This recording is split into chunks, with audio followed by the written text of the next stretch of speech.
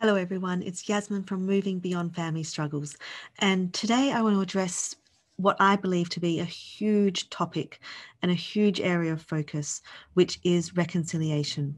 Now, I get asked about reconciliation all the time and what my thoughts are as far as moving forward and the steps to take towards reconciliation. Now, my belief is that the first most important, crucial step to take when considering reconciliation is you and what you want as an outcome. Now, I'm going to talk about this further, but before we go into the importance of this as the first step to take, I want to also address what is reconciliation, because looking at what reconciliation is will also show us the importance of this first step. So to look at what reconciliation is, I'm going to turn to one of my favorite books, which is I Thought We'd Never Speak Again, written by Laura Davis. Now, Laura Davis wonderfully summarizes reconciliation and the different types of reconciliation in her book. She says reconciliation encompasses four possible outcomes.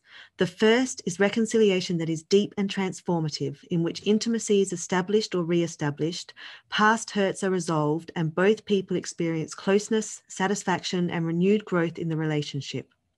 The second outcome, which is far more common, is a relationship in which one person changes his or her frame of reference and expectations so that the perception of the relationship opens up whether or not the other person makes significant changes.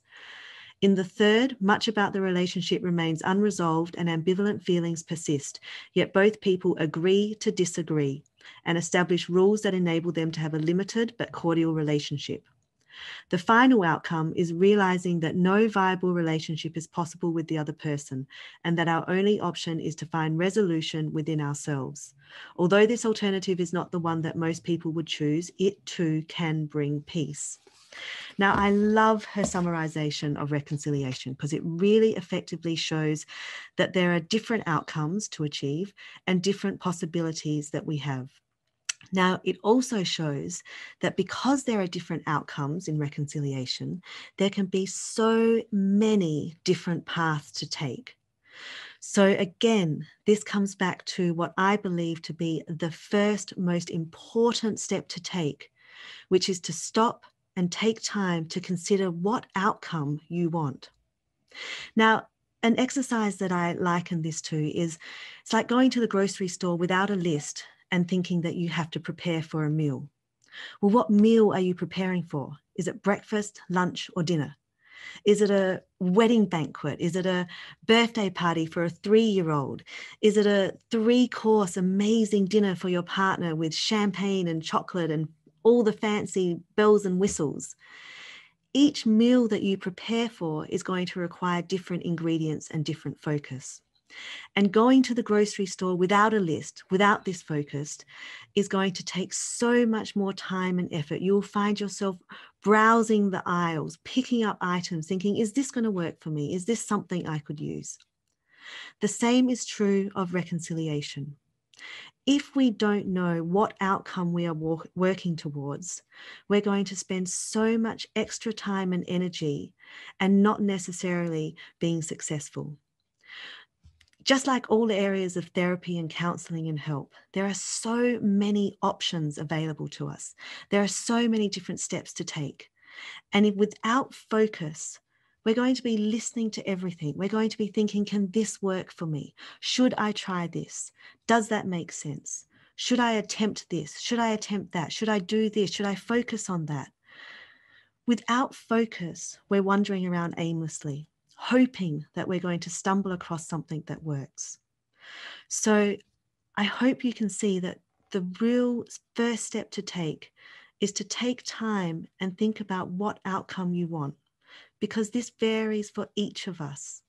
For example, your situation could be a place where you actually don't want to reconcile with another family member.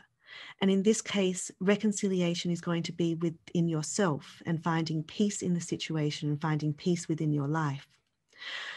Someone else's situation might be that they want to reconnect to a family member. Maybe someone else, again, is wanting to re-establish communication with their grandchildren, to have visits again. Each one of these outcomes is going to require different steps and a different path towards reaching that reconciliation. And the wonderful thing about life, the weird and wonderful thing, is that when we do get this focus, when we do find the right questions to ask, the questions lead to answers. And you don't even have to worry about attempting to be open to this. On a subconscious level, when our mind is focused, all of a sudden it is looking for the answers that we need. All of a sudden it's going to notice the right things that are presented to us, the right opportunities that are going to take us to where we want to be. So again, the first step is the knowing of where you want to go, what outcome you want to reach. So I encourage you to take time, stop for a day, for a week, even a month. Just give yourself that space to really stop and think what outcome you would like for reconciliation. And this will open doors that you didn't even know existed. And it will really help you focus and work down a path towards reaching that goal. Now, one final thing I'd like to stress is that this is a flexible area. Don't put pressure on yourself to know all the right answers or the final answers. And also, this is something for you to do that is only you that needs to know. This isn't something that your family wants. This isn't something that you need to do from the advice of friends or what you think you should be doing.